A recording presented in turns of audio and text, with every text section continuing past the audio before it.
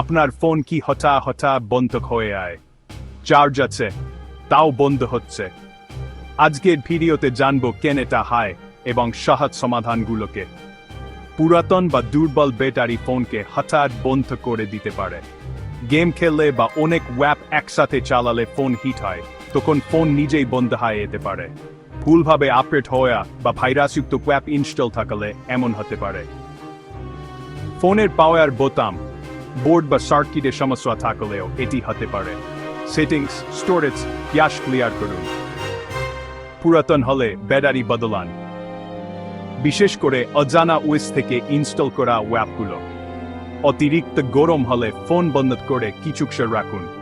ফোনের সেটিংসে গিয়ে সর্বশেষ ভার্সন আপডেট করুন। তারপরও সমস্যা থাকলে সার্ভিস সেন্টারে আন। ফোন হঠাৎ বন্ধ হওয়া বিরক্তিকর হলেও কারণ বুঝে ব্যবস্থা নিলেই সমাধান সম্ভব। ভিডিওটি ভালো লাগলে লাইক দিন, শেয়ার করুন আর সাবস্ক্রাইব করে পাশে থাকুন।